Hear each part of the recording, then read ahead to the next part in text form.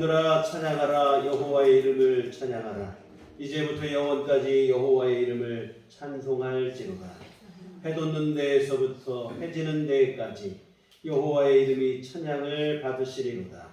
여호와는 모든 나라보다 높으시며 그의 영광은 하늘보다 높으시로다. 아멘.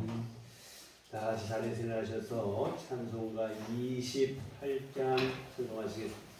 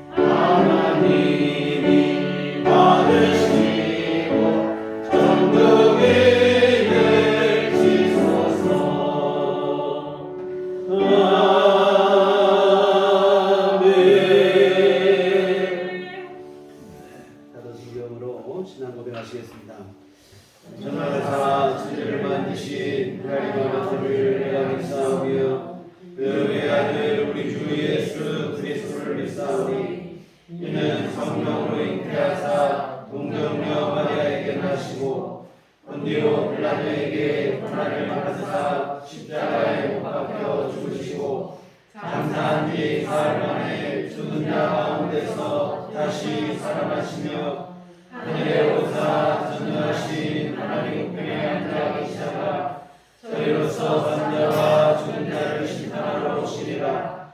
성령을 믿사오며 거룩한 공의와 성도가 서로 교통하는 것과 죄를 사하여 주시는 것과 몸이 다시 사는 것과 영원히 사는 것을 믿사옵나이다. 아멘.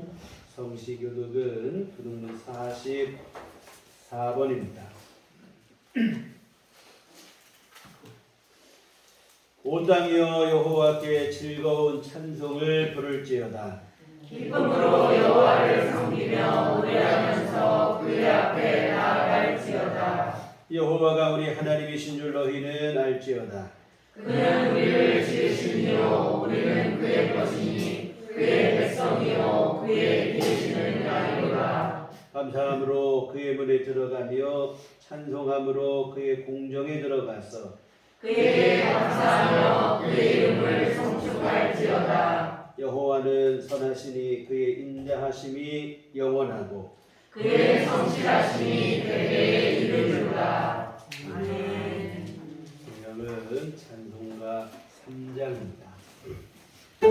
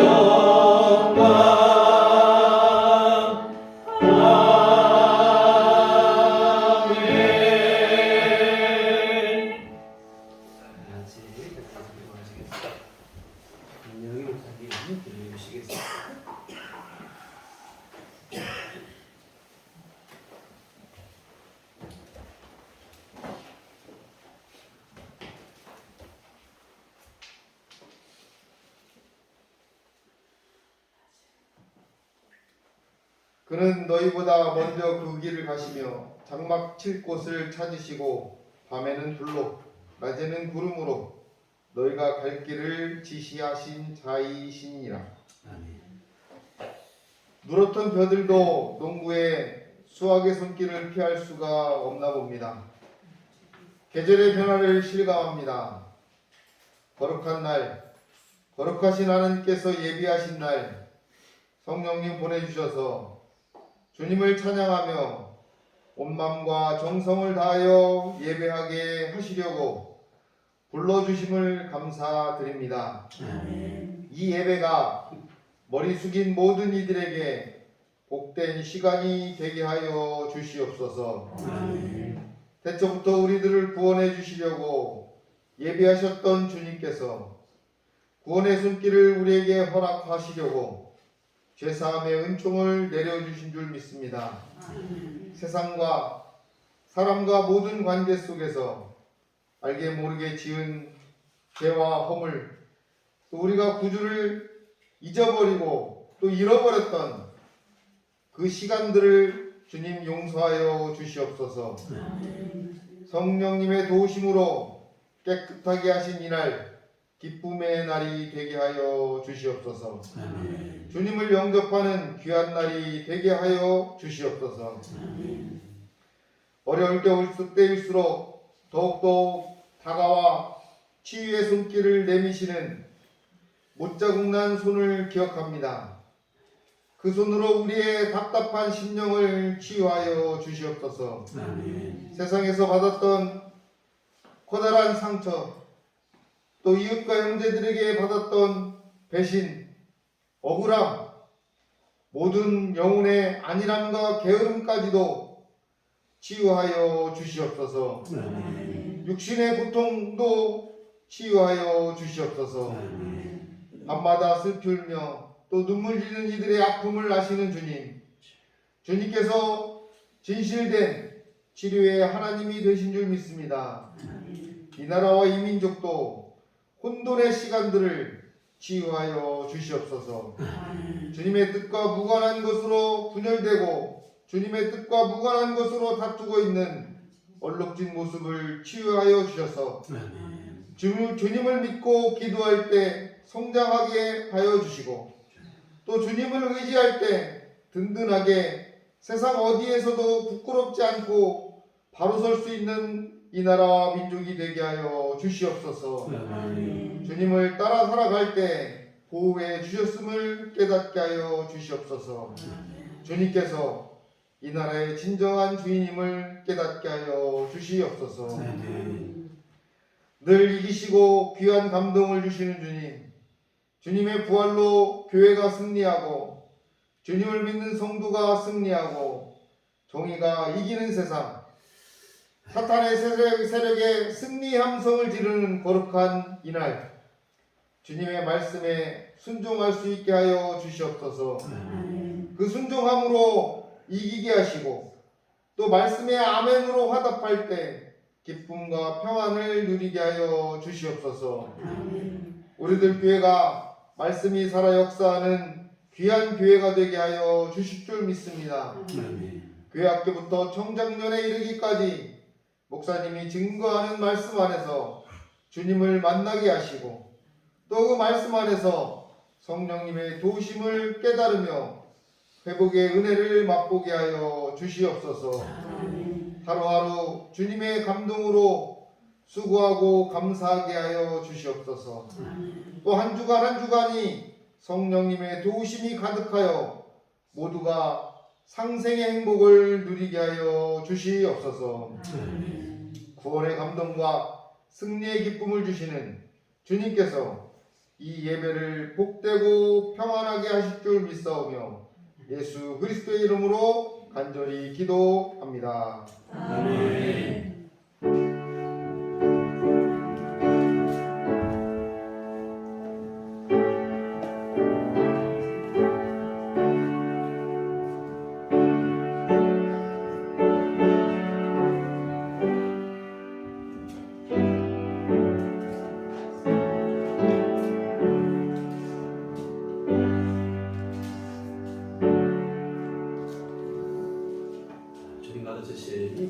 기도드리겠습니다.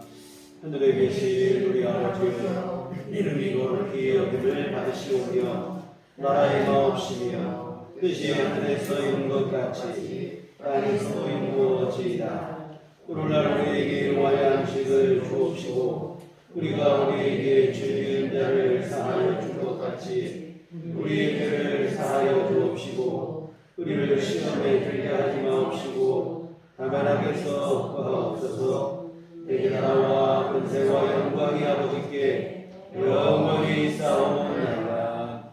아멘. 이 시간 우리 주신 하나님 말씀은 구약성경 시편 84편 1절부터 마지막 절까지 보시도록 하겠습니다.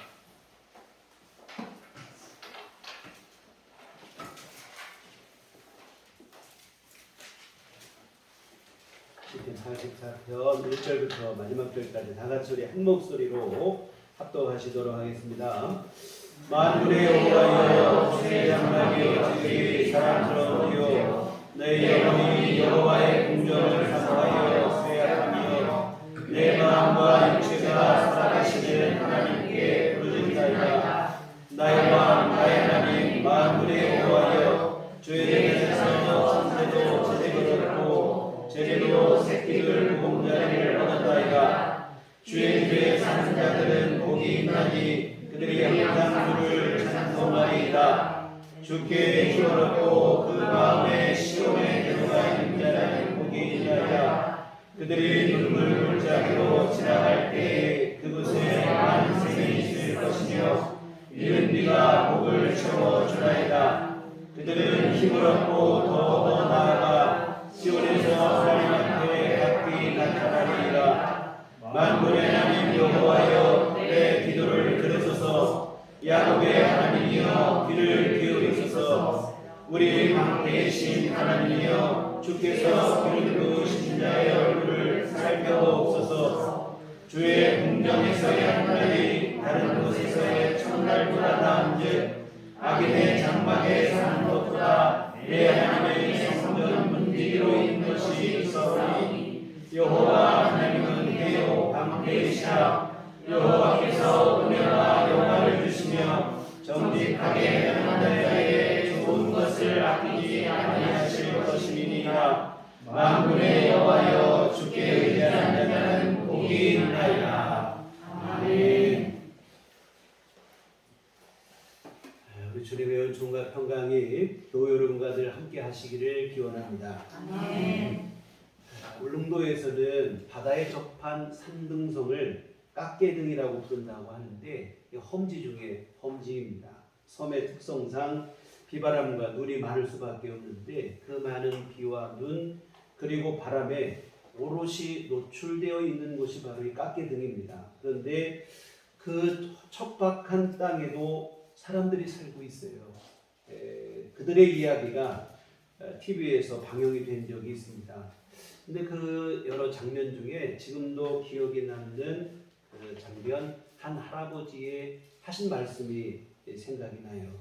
눈이 무릎까지 내린 날 한 할아버지께서 그 눈을 뚫고 이웃집에 점심 마시러 다녀오시는데 그분이 하신 말씀이에요. 이런 얘기를 하십니다. 사람 많은 곳에 살면 사람 귀한 줄 모른다. 이런 얘기를 하십니다. 비록 몇 안 되는 이웃끼리 살고 있지만 서로 한 가족같이 얼마나 아끼고 귀하게 여기며 살고 있는지를 설명하기 위해서 하신 말씀인데요. 정말 그렇습니다. 우리가 사람이 많은 곳에 살다 보면 사람이 얼마나 귀한지를 몰라요. 코로나 이전에 이웃과의 만남이 얼마나 귀한 은총인지 우리 미처 몰랐습니다. 오히려 작은 일에도 오해를 하고 서로 갈등하고 미워하고 증오하는 일까지도 있었어요. 그러나 이 강력한 사회적 거리두기는 우리의 이웃이 그리고 그들과의 소통과 만남이 얼마나 소중한 것인지를 우리에게 분명하게 가르쳐 주었습니다. 그러고 보면 사람이 참 어리석어요. 가까이 있을 때 평상시는 소중함을 모르다가 잃어버리고 난 뒤에야 뒤늦게 깨닫고 아쉬워하는데 예배도 그런 것 같아요. 매주일 우리가 예배 드릴 수 있을 줄 알았습니다. 그러다 보니까 예배가 소중한 줄 모르고 때로는 예배가 부담스럽기도 하고 어쩌다 보니 벌써 내일 주일이 돌아왔네. 뭐 이런 생각으로 의무감에 참석하기도 하고. 그런데 여러분 코로나가 발생한 후 예배를 함께 모여 드리는 것조차 어려웠던 시기가 있었지요. 코로나 첫 해의 기억입니다. 성탄절을 며칠 앞두고 있는데 구청에서 공문이 내려왔어요. 이번 성탄절에는 같이 모여서 예배를 못 드립니다. 이런 공문이 왔는데 그때 너무 마음이 아팠어요. 예수님이 탄생하신 성탄절 온 교우들이 함께 모여서 기뻐하고 축하하고 그래야 되는데 모이는 것 자체가 안 된다고 하니 너무 안타까운 마음이죠. 이와 같은 현장 대면 예배가 제약을 받았을 때 우리가 그동안 드리던 예배가 얼마나 소중한 것인지를 절감하게 되었습니다. 함께 모이지 못하고 마음껏 찬송하지도 기도하지도 예배하지도 못하는 게 그때 얼마나 안타까운 마음이었습니까? 그런데 여러분 사람이 참 간사하죠. 문제는 코로나가 너무 오래 장기화되다 보니까 이제는 가정에서 드리는 온라인 예배가 적응이 되어버린 거예요.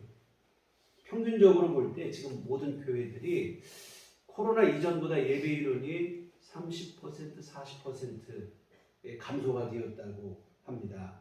예배당 문이 열리면 다 같이 나와서 함께 기쁨으로 예배 드릴 줄 알았는데 그게 아닌 거예요. 가정에서 예배 드리다 보니까 너무 편리하다는 생각이 드는 거예요. 수고롭게 교회까지 갈 필요도 없고. 여성분들은 출타하시려면 화장도 해야 되고 얼마나 벗고 힘들어요. 그런데 화장할 일도 없고 집에서 예배를 드리고 편리하죠. 그러다 보니까 굳이 힘들게 예배당까지 나가야 되는가 싶은 마음이 되는 거예요. 물론 그런 생각은 있습니다. 어디에서 예배를 하든 우리가 마음을 다하고 뜻을 다하고 정성을 다하는 예배라면 하나님께 기쁨이 되는 예배인 것은 분명한 사실입니다.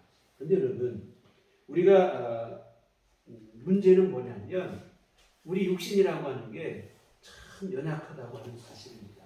그렇게 신실하지도 못하고 성실하지도 못하고 진실하지도 못해요. 앉으면 눕고 싶고 누우면 자고 싶은 것이 사람의 마음이에요. 세상 간사한 게 사람 마음입니다. 예배당에 나가는 수고를 하지 않는 편리함. 예배 참 온라인 예배 드리니까 편리하다. 여기에서 만족이 안 돼요. 나중에는 그것마저도 귀찮고 예배 없이 이런 예배를 외면하는 데까지 가지 말라는 법이 없어요. 이렇게 되면 사실은 비극이 되죠. 여러분 예배 없이 하나님의 은혜도 없고 하나님의 은총 없이 우리 삶의 진정한 만족과 행복도 유언하다고 하는 사실입니다. 그래서 오늘은 본문의 말씀을 통해서 예배의 소중함에 대해서 함께 생각을 해보려고 합니다. 시편 84편은 시편 중에서 최고로 꼽히는 성전 예찬가입니다. 정확하게 알 수는 없지만 절기를 지키러 예루살렘 성전에 온 사람들이 성전에 들어가며 부른 노래일 것으로 추정을 해요. 율법은 이스라엘 성인 남성에게는 아무리 바빠도 1년에 3번 반드시 예루살렘 성전에 나가서 예배를 드리도록 유월절, 맥주절, 초막절만큼은 반드시 성전에 나가서 그 절기를 지키라고 하고 있습니다. 예루살렘 근방에 사는 사람들은 문제가 없겠죠. 바로 가는 거예요. 성전이니까. 그런데 여러분 대다수의 사람들은 먼 길을 걸어서 예루살렘 성전을 가야 되는 수고로움을 감수해야 했습니다. 멀고 험한 순례길에서 우여곡절이 얼마나 많았겠습니까? 그 고생 끝에 성전에 도착했을 때 전국 각지에서 몰려온 순례들과 함께 오늘 본문의 이 찬송을 부르면서 예배를 드리러 성전에 들어가는 거예요. 참 그 광경을 생각하면 참 이게 감동적이죠. 멀고 험한 길을 힘들게 걸어왔을수록 그 마음의 감동이 더 컸을 것 같아요. 여하튼 이런 감동과 감격이 넘치는 그러한 예배 생활 오늘 우리에게도 회복되었으면 좋겠습니다. 우선 먼저 1절 2절을 보시면 만군의 여호와여 주의 장막이 어찌 그리 사랑스러운지요 내 영혼이 여호와의 공정을 사모하여 쇠약하며 내 마음과 육체가 살아계시는 하나님께 부르짖나이다. 주의 장막, 여호와의 궁정. 주의 장막은 사실 이때는 성막은 아니고 성전이죠. 성전. 그리고 여호와의 궁정은 성전 뜰을 의미하는데요. 쉽게 말하면 예배당이라 이렇게 이해를 하시면 좋을 것 같아요. 내가 예배당을 얼마나 사모하는지, 내 영혼이 쇠약할 정도라. 마치 이게 상사병에 걸린 사람의 그 애절함 같은 그런 마음이 있다는 거예요. 성전을 향한 간절한 사모함. 근데 1절과 2절 말씀을 통해서도 추측할 수 있는 게 있어요. 그렇게 간절하면 성전에 나가면 될 것이지 뭐 애절하고 내 심령이 상하고 이렇게까지 기록하는가 이유가 있는 것 같아요. 성전에 갈 수 있는 형편이 못 된다 이 말이죠. 고라자손의 시편으로 되어 있는데 고라자손은 레위 지파로 성전 봉사를 담당하던 그러한 사람입니다. 근데 무슨 이유인지는 모르겠으나 예배당에 나갈 수 있는 형편이 되지 못해 예배당에 나가지 못하는 처지에 놓이게 됐어요. 이런 처지가 되고 보니까 지난날 성전에서 봉사하며 하나님을 예배하던 때가 너무 간절한 거예요. 여러분 앞에서도 말씀드렸지만 정말 코로나 초기에 이런 마음이었어요. 다 같이 모여서 예배하고 기도하고 찬송하고 예배 끝나면 같이 식사도 나누고 그런 때가 너무 그립죠. 오늘 본문의 시편 기자가 바로 그런 마음입니다. 3절 4절 보시면 나의 왕 나의 하나님 만군의 여호와여 주의 제단에서 참새도 제 집을 얻고 제비도 새끼들 도우는 자리를 얻었나이다. 주의 집에 사는 자들은 복이 있나니 그들이 항상 주를 찬송하리이다. 이 참새와 제비 아주 보잘것없는 미물에 불과하죠. 그러나 그 미물이라 할지라도 자유롭게 성전의 둥지를 틀고 사는 것을 보니까 오히려 그 제비와 참새가 부러울 정도다. 여러분 북에 고향을 둔 시향민들이 있어요. 철책에 가로막혀 고향에 돌아가지 못하는 지 70여 년 세월이 지났잖아요. 그분들이 철책 너머를 바라보며 남북을 자유롭게 넘나드는 새들을 보면서 새를 오히려 부러워하는 그 마음 갖는 것을 본 적이 있어요. 여러분 오늘 본문의 시편 기자가 바로 그 마음입니다. 예배당에 나가지 못하는 지금 가장 부러운 것은 오직 하나 주의 성전에 자유롭게 나갈 수 있는 것 바로 그것입니다. 주님의 제단 예배당 앞에서 예배당에서 마음껏 찬송하고 기도하고 주님을 예배하고 그 한 가지가 지금 가장 절실하다 하는 얘기입니다. 잘 먹고 잘 살고 뭐 그런 게 간절한 게 아니고 하나님 앞에 예배드릴 수 있고 하나님이 내려주시는 은총을 입고 이것이 가장 간절하다 하는 고백입니다. 저는 뭐 이제 제 기억이 있는 한 저 아주 어릴 때는 잘 모르겠고 제 기억 속으로 예배를 못 드린 적이 예배당에 못 나간 게 한 2번 있는 것 같아요. 뭐 사실 코로나 때에도 뭐 저 혼자라도 교회에서 예배드리고 기도하고 했으니까 그때는 뭐 아무 문제 없었는데 교통사고를 제가 2번을 당한 적이 있어요. 교통사고 당했을 때는 예배당을 못 나가게 됐죠. 하여튼 뭐냐면 교통사고를 당해서 병원에 누워있을 때 제일 간절한 게 뭐냐면 몸이 아픈 것도 아픈 거지만 내가 지금 이 시간 하나님 앞에 예배를 드려야겠다. 예배를 못 드리고 제일 간절한 게 뭐냐면 참 그때 성도님들과 같이 예배 드리던데 그때가 제일 그리고 간절하고 빨리 그런 날이 왔으면 하는 그런 마음을 가졌습니다. 사실 이 목회자라고 하는 게 눈만 뜨면 예배 드리는 사람이에요. 주일 예배뿐만 아니라 매일 새벽 예배 드리니까 정말 눈 뜨면 하루를 예배로 시작을 한다 이 말이죠. 일반 성도님들은 가끔 일이 있으면 빠질 수도 있고 형편이 안 되면 빠질 수도 있지만 목사가 예배를 빠질 수는 없어요. 사실은 의무적으로라도 빠지면 안 되는 그런 이치입니다. 그러다 보니까 그런 얘기지만 솔직하게 때로는 이 예배가 버거울 때도 있고 부담이 될 때가 있고 그렇습니다. 오늘 본문의 시편 기자도 그랬을 것 같아요. 레위 지파 고라자손이라고 했으니 성전 봉사가 그 사람의 일입니다. 오늘 목회자랑 거의 비슷한 거예요. 그러니 때로는 의무적으로 나가서 해야 되는 이런 일들이 부담이 되고 의무감에 의해서 예배를 드릴 때도 있고 있었을 거예요. 그런데 예배를 못 나가는 상황이 되고 보니까 때로는 힘들고 부담스러웠던 예배가 사실은 가장 복된 것이었고 가장 귀한 은혜라는 사실을 비로소 깨닫게 되어진다 이 말입니다. 여러분, 우리가 평상시 잘 몰라서 그렇지 하나님을 예배하고 그 은혜를 입는 것이 얼마나 귀한 복이고 우리에게 소중한 은총인지 모릅니다. 사랑하는 성도 여러분, 때로는 매주일 다가오는 예배가 무거운 의무로 느껴질 때도 있을 거예요. 왜 그런 일이 없겠습니까? 말 그대로 때로는 의무감으로 예배를 드리는 날도 있겠지요. 그러나 여러분이 명심하시고 기억하셔야 될 것은 그 예배가 여러분의 삶을 지탱하고 여러분의 삶 속에 힘을 주는 가장 중요한 삶의 기초가 된다고 하는 사실입니다. 무거운 짐이 아니라 사실은 가장 소중한 은혜라는 사실을 여러분 잃어버리고 난 뒤에 깨닫는 그런 우매함은 없었으면 좋겠습니다. 평소에 그 소중함을 하시고 기쁨으로 예배에 임하시고 하나님께 영광을 드리시는 그런 예배 생활 누리시기를 주님의 이름으로 부탁을 드립니다. 이와 같은 예배의 자리에 나가지 못하게 된 시편 기자는 이런 고백을 하기까지 이릅니다. 5절을 보시면 주께 힘을 얻고 그 마음에 시온의 대로가 있는 자는 복이 있나이다. 먼저 누가 복이 있느냐? 하나님께 힘을 얻고 살며 그 마음에 시온의 대로가 있는 자가 복이 있다.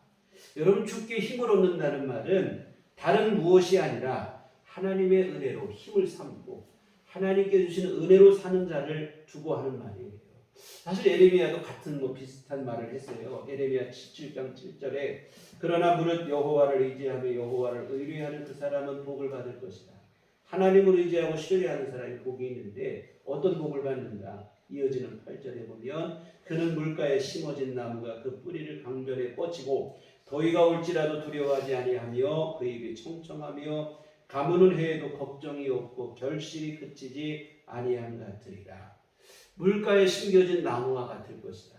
가뭄에도 걱정이 없고 더위에도 걱정이 없고 잎은 항상 푸르고 결실하게 아무 문제 없을 것이다. 왜? 영원하고 전능하신 그 하나님을 힘으로 삼고 하나님이 주신 은총으로 살아가기 때문인 줄 믿습니다. 이처럼 하나님 안에서 힘을 얻는 사람은 복이 있죠. 그런 사람은 당연히 어떤 자리에까지 가게 되냐면 그 사람의 마음에 시온의 대로가 열리게 되어집니다. 이 시온의 대로라고 하는 것은 뭐냐면 시온으로 가는 넓은 길이다, 이 뜻이 되겠죠. 여러분, 시온은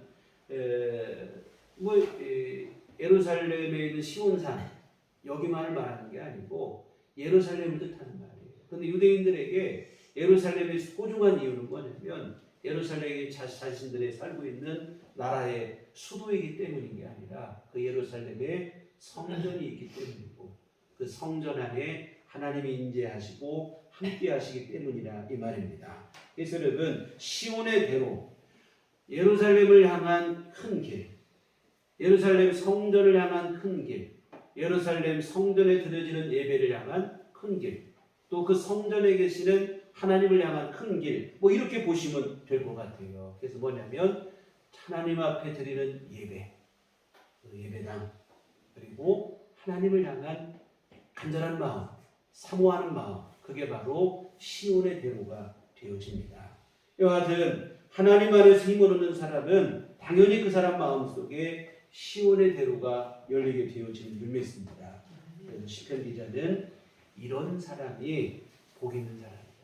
하나님께 힘을 얻고 그 하나님을 사모하고 그 예배에 열심을 품는 사람이 복이 있는 사람이다. 다른 데 복이 있는 게 아니라 하나님 안에 복이 있고 하나님께 드리는 예배 안에 복이 있다. 이런 얘기를 하는데요. 정말 그렇습니다. 여러분, 참 세상을 보면 헛된 것에 미혹되어서 인생을 낭비하는 사람들이 얼마나 많습니까?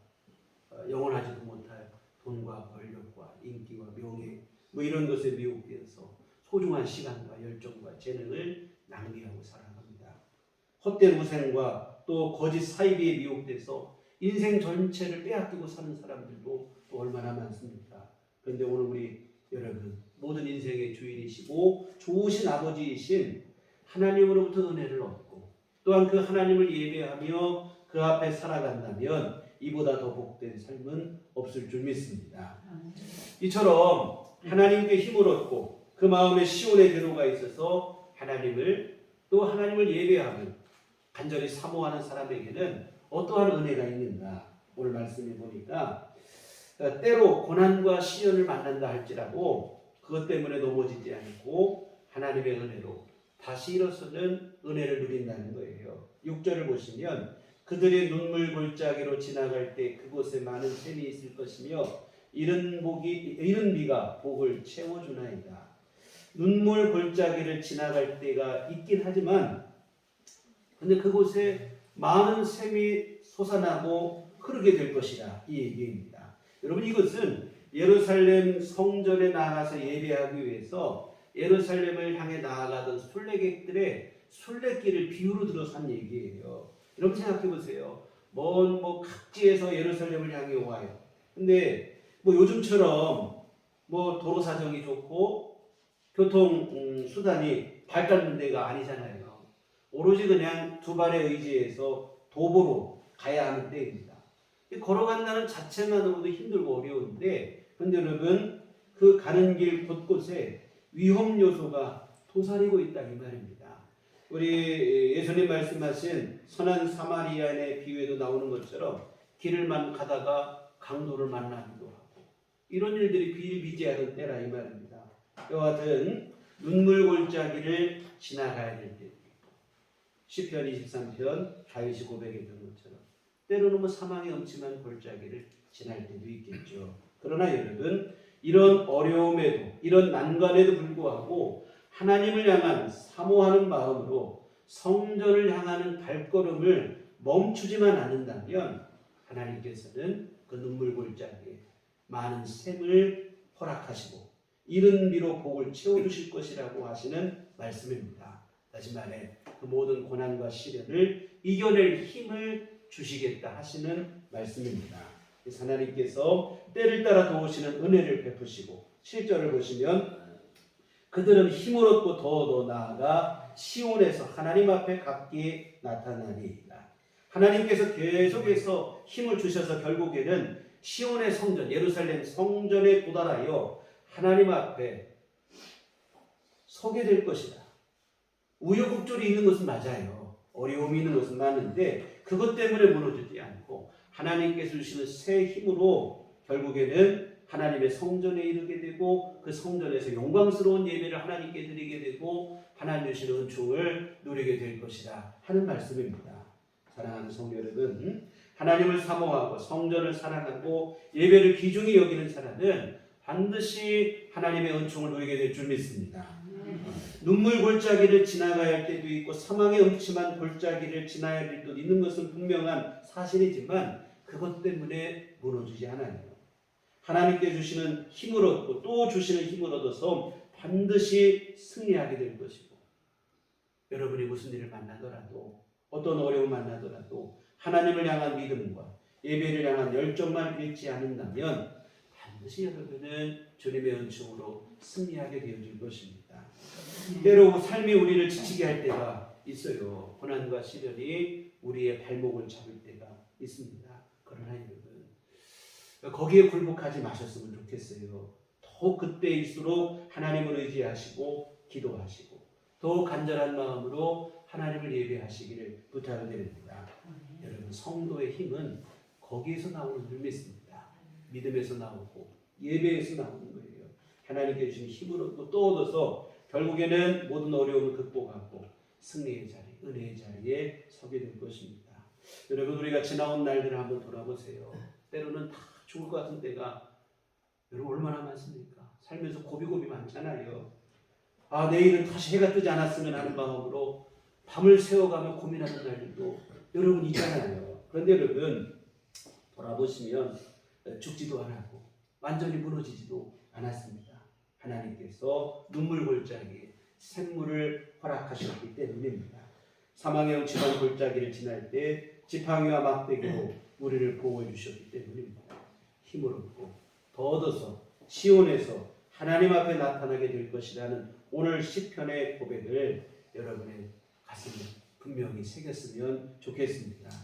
오늘 우리 안에 시온의 대로가 분명히 열리기만 한다면 여러분은 절대로 무너지지 않을 것이고 반드시 하나님 안에서 복과 은혜를 누리게 될 줄 믿습니다. 사랑하는 성도 여러분, 정말로 예배를 사모하는 마음을 하나님께서 우리에게 분명한 그 믿음을 주시기를 위해서 간절히 기도했으면 좋겠습니다. 여러분, 우리가 예배 없이 은총도 없고 승리의 삶도 없어요. 성경에 보시면 예배가 무너질 때 예배만 무너진 게 아니라 나라가 무너지고 가정이 무너지기도 하고 한 사람의 인생이 무너지는 것을 볼 수 있어요. 여러분, 이스라엘 안에 예배가 무너지고 오히려 하나님이 잘못된 예배라고 말씀하신 우상 숭배가 성행하게 되니까 어떻게 됩니까? 하나님이 그 나라를 무너뜨리시는 거예요. 바벨론과 또한 아수르에 의해서 나라가 패망한다 이 말입니다. 그 예배가 무너질 때 가인은 자기 동생 아벨을 죽이는 살인자가 되고 말았어요. 여러분, 예배가 무너질 때 예루살렘 성전, 그 화려한 성전 하나님께서 바벨론의 손을 빌려서 무너뜨리신다 이 말입니다. 여러분, 예배가 무너지면 우리 교회 예배당도 없는 거예요. 예배가 회복돼요. 그때 여러분, 나라가 살고 교회가 살고 가정이 살고 내가 살게 되어지는 것입니다. 학개서에 보면 이런 말씀이 나와요. 학개 1장 5절 6절에 보니까 그러므로 이제 만군의 여호와가 이같이 말하노니 너희는 너희의 행위를 살필지니라. 너희가 많이 뿌릴지라도 수확이 적으며 먹을지라도 배부르지 못하며 마실지라도 흡족하지 못하며 입어도 따뜻하지 못하며 일꾼이 싹쓸 받아도 그것을 구멍 뚫어진 전대에 넣음이 되었도다. 성전이 무너지고 예배가 드려지지 못했을 때 일입니다. 그런데 바벨론 포로에 갔다가 돌아온 사람들이 다시 와서 성전을 재건하고 하나님께 예배를 회복하자 이런 일을 해야 되는데 그거는 관심이 없어요. 그냥 자기 욕심만 추구하고 이런 때에 하나님께서 학개 선지자를 통해서 책망하신 말씀인데 너희 삶을 한번 돌아보라는 거예요. 열심히 너희가 뿌려보고 농사를 해보지만 정작 수확한 게 뭐가 있냐? 없다는 거예요. 너희가 먹고 마시고 욕심도 내보지만 만족이 없고 열심히 일해서 돈도 벌어보지만 이 전대 지갑에 구멍이 난 것처럼 다 새나가고 남은 것이 없지 않느냐 이런 말씀입니다. 하나님은 학개 선지자를 통해서 뭐라 하시냐고 그러니 너희가 할 일은 성전을 재건하고 예배를 회복하라. 이 백성들이 하나님의 그 말씀을 듣고 성전 기초를 놨어요. 성전을 지을 기초를 쌓는데 그때 하나님께서 성전 기초를 놓는 날에 이런 말씀을 하십니다. 학개 2장 18절 19절에 너희는 오늘 이전을 기억하라. 아홉째 달 24일 곧 여호와의 성전 지대를 쌓던 날부터 기억하여 보라. 곡식 종자가 아직도 창고에 있느냐? 무화과나무, 포도나무, 무화과나무, 석류나무, 감람나무의 열매가 맺지 못하였느니라. 그러나 오늘부터는 내가 너희에게 복을 주리라. 무너진 성전의 기초를 다지던 날로부터 그 이전을 한번 돌아보라는 거예요. 아까 말한 것처럼 파종을 해도 수확이 없고 과실나무에도 보니까 가을에도 열매를 딸 때가 됐는데 열매가 없었다는 거예요. 열심히 너희가 수고하고 노력해봤지만 늘 빈손이지 않았느냐. 허기지고 허덕이는 삶을 살았다는 거예요. 그런데 하나님 하시는 말씀이 오늘 너희가 성전을 지을 마음으로 기초를 놓았으니 이 날부터는 너희 삶이 달라질 것이다. 오늘부터 내가 너희에게 복을 주리라. 하나님이 이 말씀을 하십니다. 여러분, 성전을 재건한다는 말의 진정한 의미는 예배의 회복이 있습니다. 단순히 건물 짓는 것을 의미하지 않아요. 앞에서 말씀드린 것처럼 예배가 무너질 때 하나님은 그 화려한 예루살렘 성전도 무너뜨리신다 이 말이에요. 건물에 연연하시는 분이 아니라 이 말입니다. 그러니 단순히 지금 이스라엘 백성들이 성전 건물을 짓기 시작했다 이것 때문에 기뻐하신 게 아니고 하나님께서 진짜로 기뻐하시는 것은 뭐냐면 그 예배당 안에서 예배가 회복될 것을 보시고 기뻐하시면서 하나님 하시는 말씀이 오늘부터는 내가 너희에게 복을 주겠다 이런 약속을 말씀하십니다. 사랑하는 성도 여러분, 오늘 여러분의 심령 안에 시온의 대로가 열리기를 주님의 이름으로 부탁을 드립니다. 하나님을 사모하시고 그 하나님을 경배하는 예배를 여러분이 사모하시는 그 시온의 대로 말 그대로 큰 길이 하나님을 향한 큰 열심과 열정과 사모하는 마음이 열리게 되기를 주의 이름으로 부탁드립니다. 하나님께서 하시고 내가 오늘부터 너희에게 복을 주리라. 오늘 말씀처럼 또한 시편 기자가 말하는 것처럼 그런 사람이 진짜 복 있는 사람이다. 하나님 안에서 그 예배를 통해 진정한 주님이 주시는 은총과 복을 누리는 귀한 역사를 누리게 되어질 줄 믿습니다. 그런데 안타깝게도 오늘 본문의 시편 기자 앞에 서두에서 말씀드린 것처럼 이러한 사실을 너무 잘 알고 있는데 예배 자리에 나갈 수 있는 형편이 못 됩니다. 무슨 이유인지는 모르겠어요. 예배에 나가지 못하는 상황입니다. 그러니 주님을 향한 그 간절함, 예배를 향한 사모함이 얼마나 간절하겠습니까? 10절에 보시면 주의 공정에서의 한 날이 다른 곳에서의 첫날보다 나은즉 악인의 장막에 사는 것보다 내 하나님의 성전 문지기로 있는 것이 좋사오니 하나님의 성전 뜰에서 하루를 사는 것이 세상 다른 곳에서 첫날을 사는 것보다 더 귀하다. 단 하루라도 좋으니 주의 성전에 나가고 싶다고 하는 고백입니다. 악인의 장막에서 내가 편히 사는 것보다 내 하나님 성전에서 문지기로 지내는 게 오히려 더 좋다고 고백까지 하고 있어요. 하루라도 좋고 문지기라도 좋으니 하나님의 성전에 나갈 수만 있으면 좋겠다 하는 그 간절한 고백입니다. 여러분, 오늘 우리에게는 너무나 당연하게 여겨지는 이 예배가 어느 누구에게는 가장 간절한 평생의 소원일 수도 있다는 사실을 잊지 않았으면 좋겠습니다. 그러면 정말 지금도 세계 도처에는 목숨을 걸고 예배하는 자들이 많이 있어요. 뭐 가깝게 북한만 해도 그렇지 않습니까? 국가 공권력에 의해서 종교적 탄압으로 예배드리는 것이 자유롭지 못하다. 목숨 걸고 예배드려야 돼요. 그들의 가장 간절한 소원은 다름 아닌 오늘 우리가 누리고 있는 이 자유로운 예배 생활입니다. 오늘 이 예배가 얼마나 귀한 자리인지를 분명히 아셨으면 좋겠습니다. 어쩔 수 없이 나온 자리, 의무감으로 나온 자리, 그런 자리가 아니에요. 오늘 우리에게 있어서 가장 귀한 자리고 복된 자리임을 믿으시기를 바랍니다. 오늘 여러분들 하나님 앞에서 가장 복된 사람으로 기억되게 하고 세워지게 하는 게 바로 뭐냐면 이 예배입니다. 비록 지금 눈물 골짜기를 지나는 분이 계실지라도 반드시 그 자리에 많은 샘의 곳이 되게 하는 것이 바로 이 예배의 능력인 줄 믿습니다.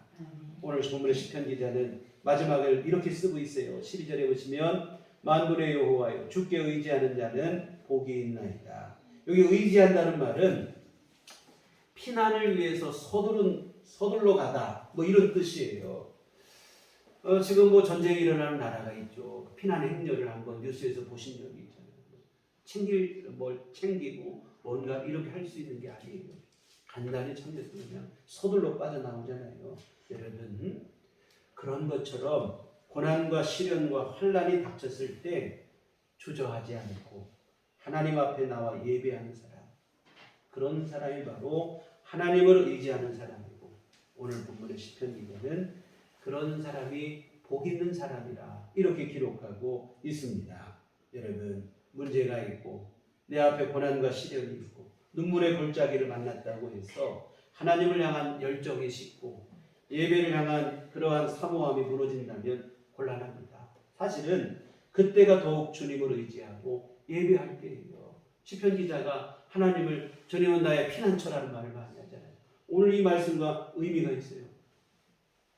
문제가 있고 어려움일 때 피난처 되시는 하나님 앞에 우리가 서둘러 가고 피난을 가고 그 앞에 나아가고 그 앞에 예배하고 기도하고 여러분 이게 신앙생활이고 그런 사람이 복 있는 사람인데 정말 오늘 여러분 안에 이와 같은 시온의 대로가 열리기를 소망합니다. 하나님을 향한 신실한 믿음, 그 하나님을 높이는 예배를 향한 간절한 사모함이 있기를 소망합니다.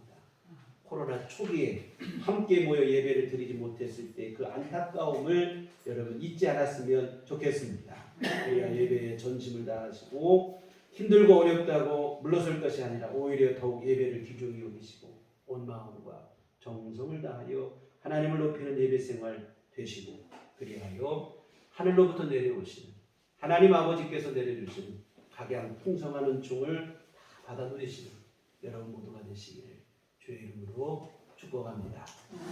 들어가시겠습니다. 하나님 아버지, 우리 삶에 힘이 되는 것이 예배라는 사실을 잊지 않게 하여 주시옵소서. 하나님 앞에 나아가는 일이요, 주의 은총을 입는 일이요, 하나님 앞에 기쁨이 되는 일이라는 사실을 잊지 않게 하여 주시옵소서. 이 예배가 우리 삶의 중심이 되게 하시고, 그리하여 하나님 앞에 늘 온전한 믿음으로 서게 하시고, 주님 내려주신 은혜의 풍성한 삶을 누리게 하여 주시옵소서. 예수님 이름으로 기도했습니다. 찬송가 370장 찬송하시겠습니다.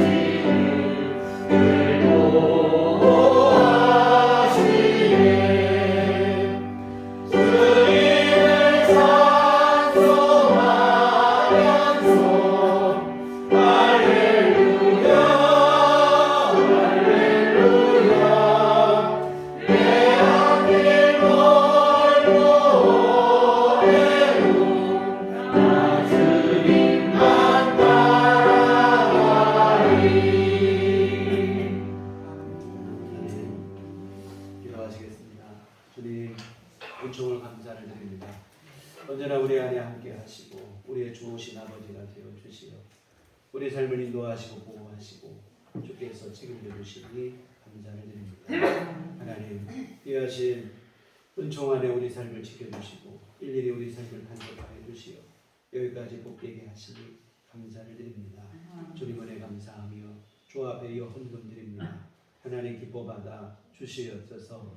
이 헌금 쓰일 때 주님 행해 주시고 하나님의 선한 역사 이루게 하여 주시옵소서. 아버지 하나님, 오늘 귀한 헌금을 드리고 몸과 마음과 시간과 정성을 드려 주님을 예배한 심령들을 하나님 기뻐받아 주시옵소서.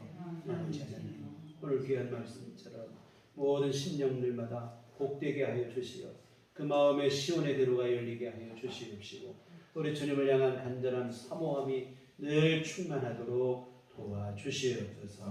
언제나 하나님을 높이는 귀한 예배 생활이 이어지게 하여 주시옵시고 귀한 예배를 바탕으로 주의 은총 누리게 하여 주시옵시고 하나님의 세밀하신 도우심과 은총 안에 살아가는 삶이 될 수 있도록 주님 함께하여 주시옵소서.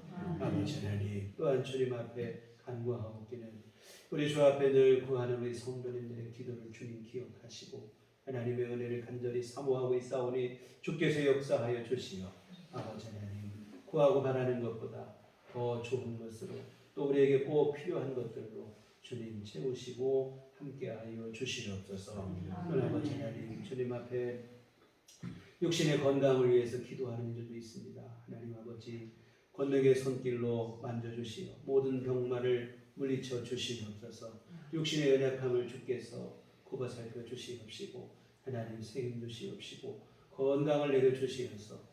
아버지 하나님 주어진 모든 활동과 생활 무리 없이 잘 감당해 나가는 강건한 삶이 되어질 수 있도록 도와주시옵소서. 하나님 경제적인 어려움 속에 주의 도움을 구하는 일도 있습니다. 하나님 아버지 고물가 속에 또한 경제 침체 속에 많은 이들이 어려움을 겪고 있는 이때입니다. 하나님 아버지 긍휼히 여겨 주시옵소서. 주께서 자비를 베풀어 주시어서 하늘 문을 여시고 복을 내려 주시옵시고 우리 삶에 필요한 모든 것들을 주께서 공급하여 주시어서 우리 삶에 어려움이 없게 하여 주시옵시고 아버지 하나님 근심 걱정하는 일 없도록 주님께서 은혜를 내려 주시옵소서. 아버지 하나님 또한 우리 한 주간 살아갈 때도 우리 주님의 선하신 인도하심과 보호하심 속에 거하게 하여 주시옵소서. 또한 아버지 하나님 세상 속에 나아가 우리 주님의 귀한 자녀로서 합당한 삶을 살아 빛과 소금의 역할 잘 감당할 수 있도록 도와주시옵소서. 악함나게 더러운 흑암의 세력을 이기고 승리하는 삶을 살게 하시고 세상 가운데 선한 영향력 바라는 삶을 살아갈 수 있도록 주님 도와 주시옵소서. 예수님 이름으로 기도했습니다. 아멘. 네, 교회 소식 시간입니다. 우리 서로 인사할 때 주님만 바라봅시다. 네, 11월 둘째 주일 추수감사주일 겸 이웃 초청주일을 지킵니다.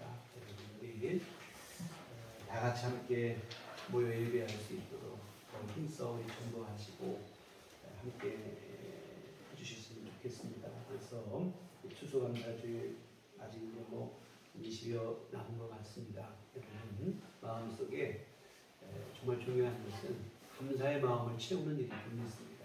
올 한해 주님께서 우리에게 베풀어 주신 은혜를 돌아보는 시간을 갖는 시간이 되셨으면 좋겠습니다.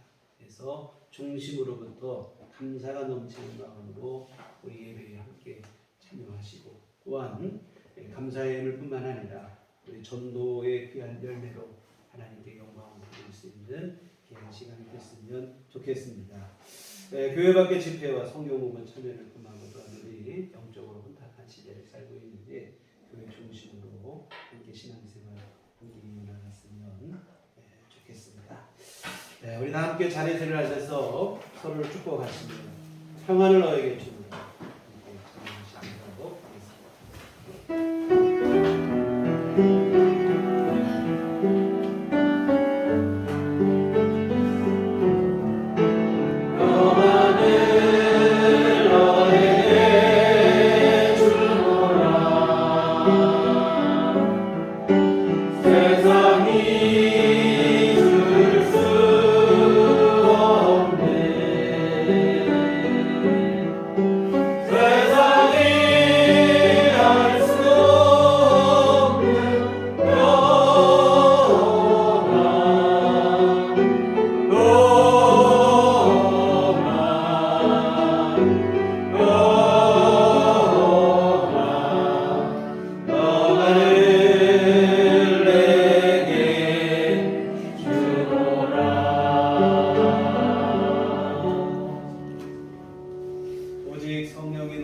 임하시면 너희가 권능을 받고 예루살렘과 온 유대와 사마리아와 땅 끝까지 이르러 내 증인이 되리라.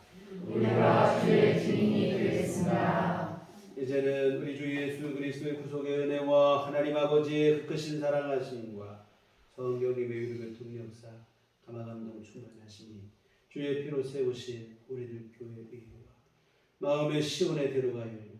항상 주님을 사모하고 주를 기쁨으로 예배하기를 소원하는 주의 모든 자녀들의 심령이 지금부터 영원토록 함께 계시기를 간절히 축원하옵나이다. 아멘.